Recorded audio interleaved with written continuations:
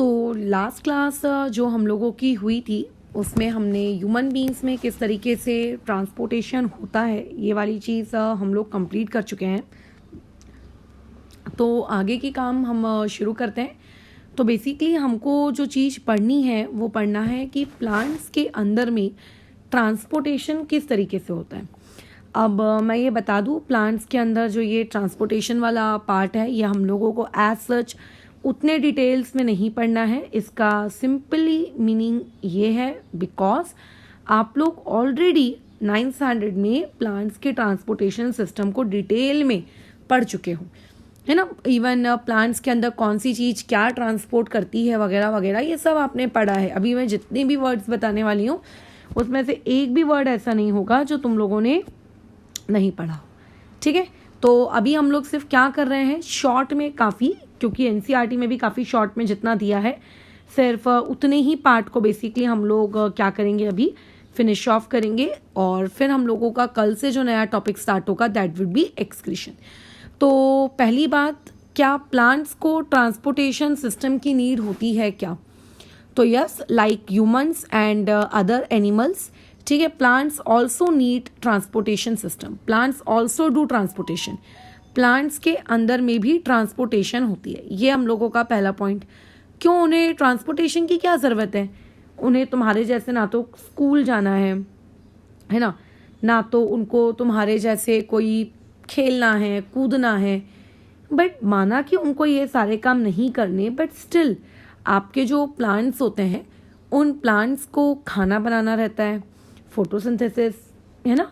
उन्हें क्या करना रहता है, आपका जो वेस्ट प्रोडक्ट बॉडी में प्रोड्यूस होता है उसको फेंकना होता है, और प्लांट्स को वाटर को ट्रांसपोर्ट करना होता है अलग अलग बॉडीज़ में, है ना, ताकि ग्रोथ हो सके प्लांट की। तो बेसिकली प्लांट माना कि एक जगह खड़ा रहता है, बट इट डजंट मीन्स कि प्लांट के पास कोई काम धंधे नहीं होते, उसको एनर्जी की ज़रूरत नहीं होती, है ना। They also need energy. उनको भी क्या चाहिए होती है, एनर्जी चाहिए होती है अपनी डे टू डे लाइफ की एक्टिविटीज़ के लिए। सो देयरफॉर हम ये कहते हैं कि आप लोगों का जो प्लांट है, ठीक है, ये प्लांट के अंदर भी ट्रांसपोर्टेशन होता है। अब जैसे मान लेते हैं प्लांट का वो पार्ट जिसको धूप लग रही है, क्योंकि ऐसा नहीं होता प्लांट के हर पार्ट को इवनली धूप लगती है ना। प्लांट के कुछ पार्ट को बहुत अच्छे से धूप लगती है और प्लांट के कुछ पार्ट्स ऐसे होते हैं जिनको धूप नहीं लगती होती है। तो जिन पार्ट्स को धूप लग रही है वो लोग फोटोसिंथेसिस करते हैं, फोटोसिंथेसिस करके वो लोग क्या बना लेते हैं, अपना खाना वगैरह सब रेडी कर लेते हैं। लेकिन प्लांट्स के वो पार्ट जहाँ धूप नहीं लग रही वहाँ खाना कैसे जाएगा, बताओ? वहाँ पे भी तो खाना जाना चाहिए ना। अब ऐसे में क्या, तो जिस प्लांट के जिस पार्ट को खाना बन चुका है ये उसकी जिम्मेदारी होती है कि वो प्लांट्स के अदर पार्ट्स को भी क्या करे, खाना पहुँचाए, ठीक है। वो प्लांट्स के अदर पार्ट्स को भी क्या करे, खाना पहुँचाए। अब ये वो जिम्मेदारी कैसे कंप्लीट करेगा, हाउ ये ट्रांसपोर्टेशन वो कंप्लीट कराएगा, किस तरीके से होगी। तो ये सारे टॉपिक्स बेसिकली हम लोगों के इस पर्टिकुलर टॉपिक के अंतर्गत आते हैं। इसमें हम लोगों को कुछ भी एक्स्ट्रा का दिमाग लगाने की ज़रूरत नहीं है, बहुत ही सिंपल सी चीज़ है ये। वो ये कि आपका जो प्लांट होता है उसके अंदर इस खाने का ट्रांसपोर्टेशन एक चाहिए होता है। अच्छा, दूसरी चीज़, प्लांट्स की जो रूट्स होती हैं वो सॉइल के संपर्क में होती हैं। तो रूट्स जो हैं वो बड़े मज़े से प्लांट्स से क्या करती हैं, मतलब रूट्स क्या करती हैं, सॉइल से वाटर को या फिर जो आपके अदर लेट से मिनरल्स वगैरह होते हैं उनको वो एब्जॉर्ब कर लेती हैं। अब वो जो सारा का सारा वाटर है या फिर जो सारा का सारा मिनरल्स है वो तो सिर्फ और सिर्फ कहाँ रह गया, रूट्स के पास रह गया। प्लांट्स के अदर पार्ट्स को तो मिला ही नहीं। तो प्लांट्स के अदर प्लांट्स तक वो कैसे जाएगा, अदर पार्ट्स को कैसे मिलेगा? क्या उनको मिलेगा ही नहीं क्या, बताओ? मिलेगा ना, कैसे मिलेगा? तो ये प्लांट्स के अंदर इसका भी ट्रांसपोर्टेशन होता है। सो बेसिकली प्लांट्स के अंदर दो ट्रांसपोर्ट सिस्टम होते हैं। एक ट्रांसपोर्ट सिस्टम होता है किस काम के लिए, खाने को ट्रांसपोर्ट करवाने के लिए, है ना, और दूसरा सिस्टम होता है किसके लिए, वाटर को और मिनरल्स को ट्रांसपोर्ट करवाने के लिए। तो जैसा कि आप लोग जब 9th स्टैंडर्ड में थे आपने ये एकदम डेफिनेटली आपने ये चीज़ पढ़ी होगी क्या, कि जब हम लोग फूड को ट्रांसपोर्ट करवाते हैं प्लांट्स के अंदर तो ऑब्वियस है कि जिस तरीके से तुम्हारी बॉडी के अंदर ट्रांसपोर्ट करवाने के लिए आर्टरीज, वेसल्स, कैपिलरीज, लिम्स, ये सब चीज़ें इन्वॉल्व होती थी, तो सिमिलरली यहाँ पे प्लांट्स के अंदर में भी इस तरीके का ट्रांसपोर्टेशन फूड का करने के लिए जो टिश्यूज इन्वॉल्व होते हैं, दैट आर नोन एज आप लोगों का जाइलम। ठीक है, इसको हम लोग क्या कहते हैं, आप लोगों का जाइलम। याद होगा, है ना, 9वीं कक्षा में पढ़े होंगे। अच्छा रुको, सॉरी मैंने उल्टा बोल दिया। इसको हम लोग क्या कहते हैं, फ्लोएम। अच्छा, और जो आपका पानी और मिनरल्स रूट से लेकर बाकी के उसके बॉडी पार्ट्स तक पहुंचाने का काम करता है, that one is known as xylem. तो आपके प्लांट्स के अंदर जाइलम और फ्लोएम, ये 2 टाइप के टिश्यूज पाए जाते हैं। ये टिश्यूज बेसिकली क्या करते हैं, आपके पूरे प्लांट के अंदर में ट्रांसपोर्टेशन का काम करते हैं। तो यहाँ से देखो, डायरेक्टली इस पर्टिकुलर टॉपिक से क्वेश्चन क्रिएट हो सकता है कि कौन सा वाला टिश्यू किस चीज़ को ट्रांसपोर्ट करने के लिए काम आता है। सिंपल 1 लाइन का MCQ, और उससे ज़्यादा कुछ नहीं। अभी जब तुम 9th में थे, ठीक है, तो तुमने ये चीज़ पढ़ी होगी कि जाइलम एक टिश्यू है। टिश्यू है का इसका मतलब क्या, कि उसके अंदर और भी डिफरेंट टाइप के सेल्स होंगे। टिश्यू का मतलब ही होता है ना, combination of different type of, ये कॉम्प्लेक्स टिश्यू है, सिंपल टिश्यू नहीं है। जाइलम और फ्लोएम कैसी है, कॉम्प्लेक्स टिश्यूज हैं। इसका मतलब इनके अंदर सारे के सारे जो सेल्स हैं वो एक टाइप के नहीं है, अलग अलग टाइप के हैं। तो जब हम 9th में थे तो हमने पढ़ा था कि हाँ, जाइलम के अंदर 4 टाइप्स होते हैं, फ्लोएम्स के अंदर भी लगभग 4 टाइप्स होते हैं। तो वो चारों टाइप्स आपको अभी वापस से यहाँ पे पढ़ने की आवश्यकता नहीं है। ठीक है, कोई इसमें पढ़ने की नीड नहीं है।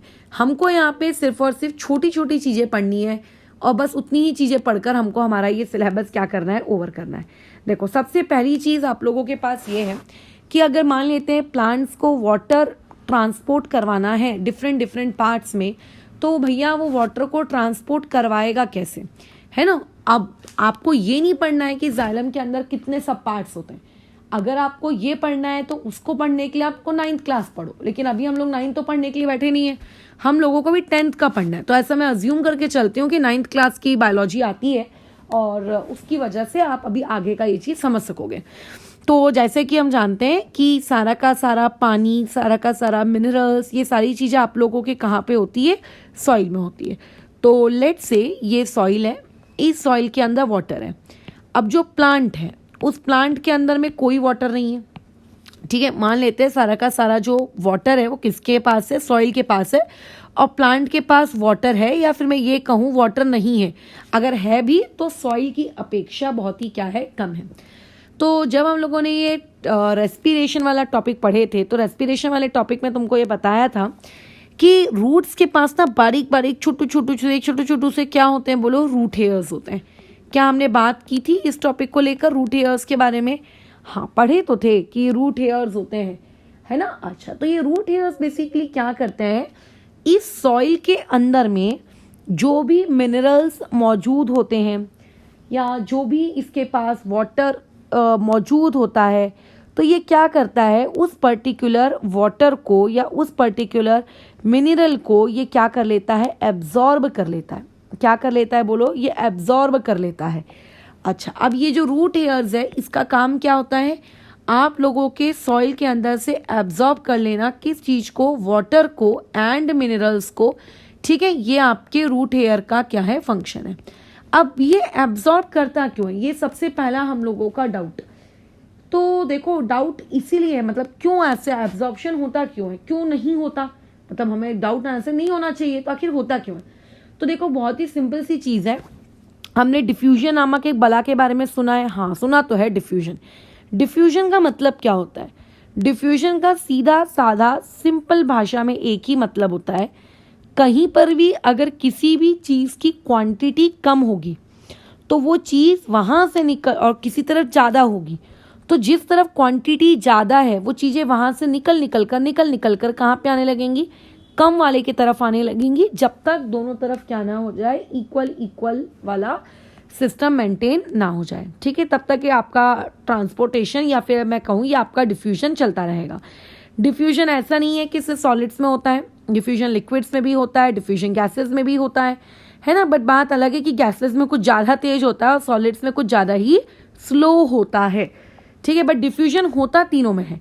तो सिमिलरली अगर मैं अभी बात करूँ रूट्स की, तो आपके जो रूट्स हैं इनके पास जो सॉइल है, इस सॉइल के पास वाटर की क्वांटिटी क्या है, ज़्यादा है, और इनके पास जो मिनरल्स है उस मिनरल्स की क्वांटिटी क्या है, ज़्यादा है as compare to the plant.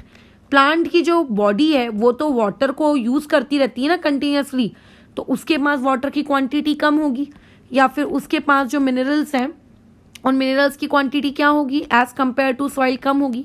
So basically यहाँ पे प्लांट और आपके सॉइल के बीच में एक कंसंट्रेशन डिफरेंस कैलकुलेट हो मतलब क्रिएट हो चुका है ना, एक तरफ कम है एक तरफ ज़्यादा है।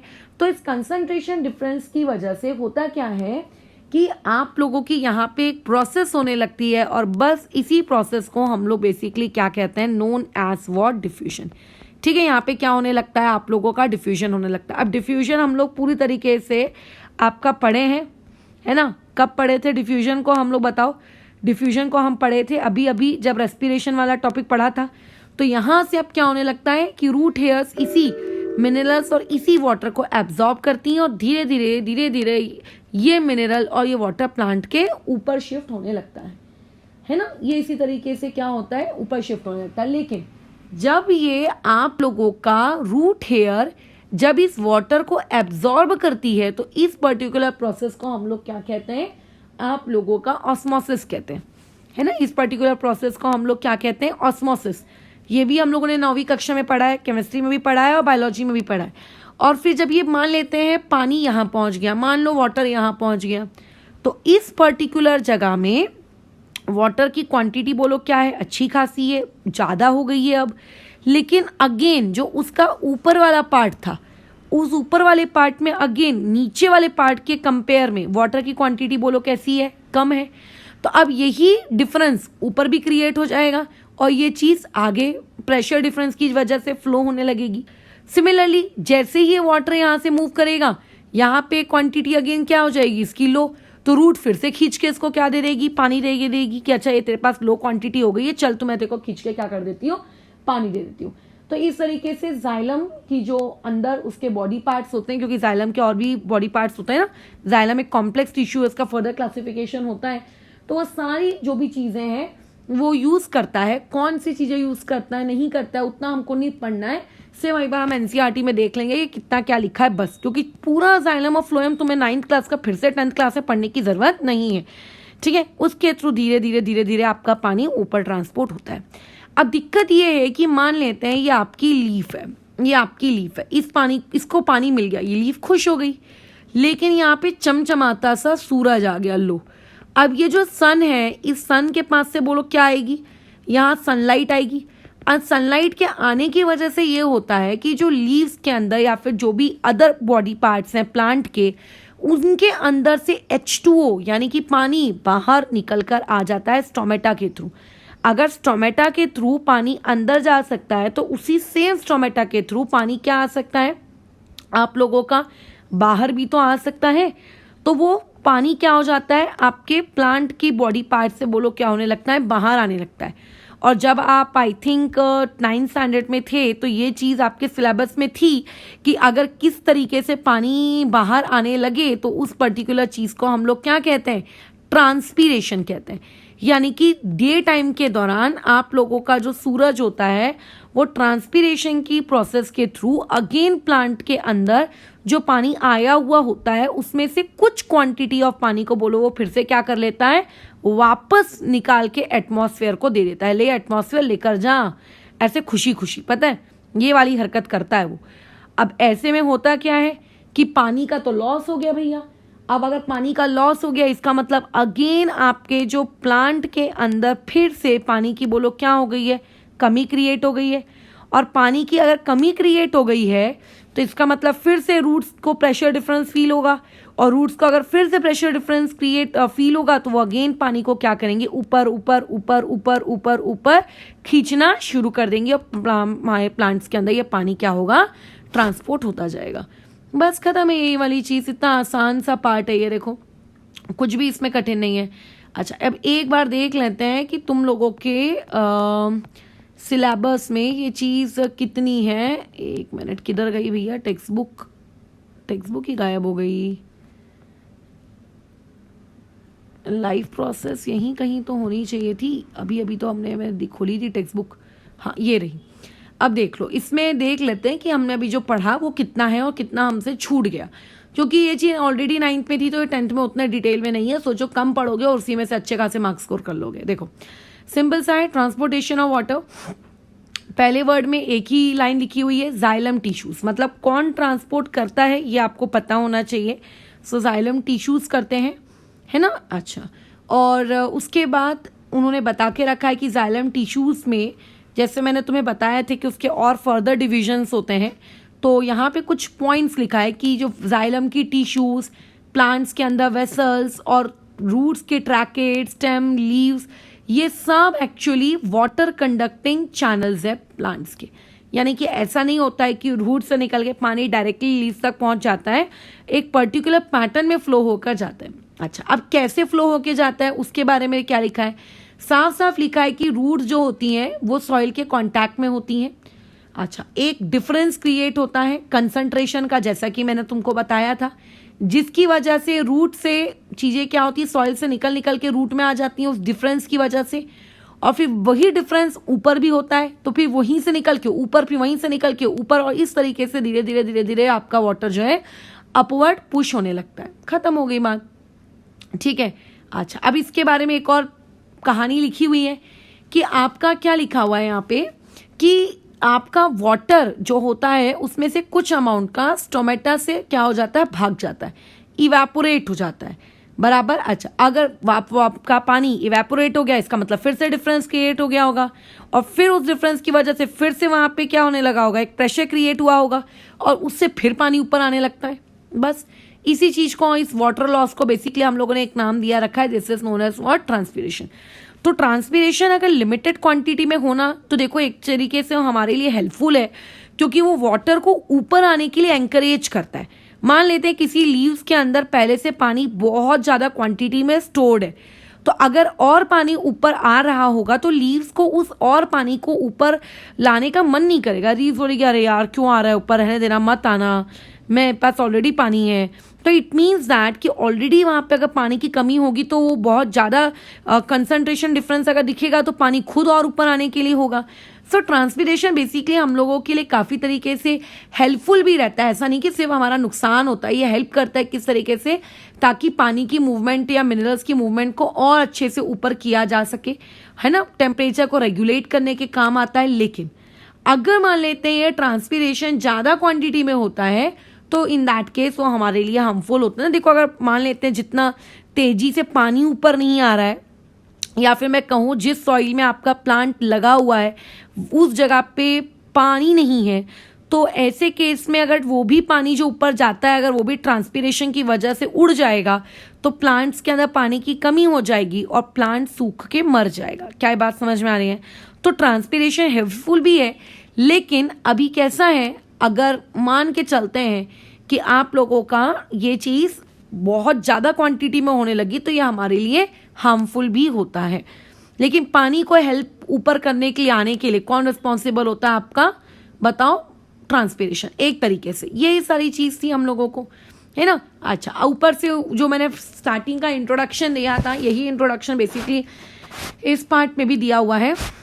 क्या दिया हुआ है? एक आपको बताया गया कि एक होता है जाइलम जो वाटर और मिनरल्स को शिफ्ट करवाता है, और दूसरा होता है फ्लोएम जो कि आप लोगों के फूड को, प्रोडक्ट ऑफ फोटोसिंथेसिस का मतलब क्या होता है? प्रोडक्ट ऑफ फोटोसिंथेसिस का मतलब यही होता है ना कि जो भी ग्लूकोज प्रोड्यूस हुआ है उसको ट्रांसपोर्ट करने के लिए भेजता है ना। अच्छा, अभी क्या हमारे अंदर काश ये ट्रांसपोर्ट सिस्टम होता, हम ये सोचते हैं तो नहीं भैया।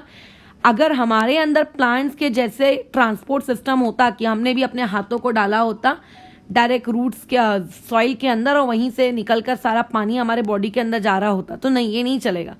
क्योंकि प्लांट्स को देखो कोई काम धाम नहीं करना होता, उन्हें बस जस्ट एक जगह खड़े होकर अपनी पत्तियों को बस थोड़ा थोड़ा हिलाना होता है हवा चलने पर, तो उनको उतनी ज़्यादा एनर्जी की रिक्वायरमेंट नहीं है, ठीक है। लेकिन हम लोगों की जो बॉडी है उसमें कंटिन्यूसली हर सेकेंड हमको एनर्जी की हाई रिक्वायरमेंट होती है, जिसकी वजह से हम इतना स्लो सिस्टम ट्रांसपोर्टेशन का यूज़ नहीं कर सकते, राइट। इसकी वजह से हमारे अंदर अगर ये वाला सिस्टम होगा तो हम लोगों के लिए ये सिस्टम बेनिफिशियल नहीं होगा, ठीक है ना। अच्छा, फूड को किस तरीके से ट्रांसपोर्ट करता है आपका प्लांट?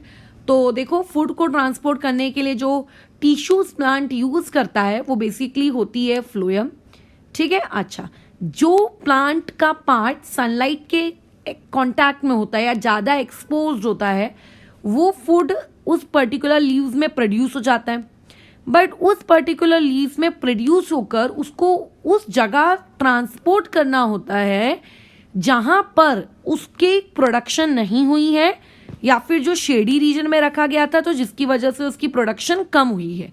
तो जब हम प्लांट के फूड को ट्रांसपोर्ट करने की बात करते हैं, है ना, तो इस पर्टिकुलर प्रोसेस को हम लोग कहते हैं ट्रांसलोकेशन। तो यहाँ से एक और डेफिनेशन तुम लोगों की लाइफ में आ गई कि what do you mean by the term translocation. ध्यान रखना स्टूडेंट, ट्रांसपिरेशन और ट्रांसलोकेशन में कंफ्यूज जाते हैं, ठीक है। कैसा ट्रांसपिरेशन में वाटर का लॉस होता था कि ट्रांसलोकेशन में वाटर का लॉस होता था, तो उसमें मत होना। अच्छा, और इस काम को करने के लिए कौन रिस्पॉन्सिबल होती है? आपकी टिश्यूज, फ्लोएम। खत्म।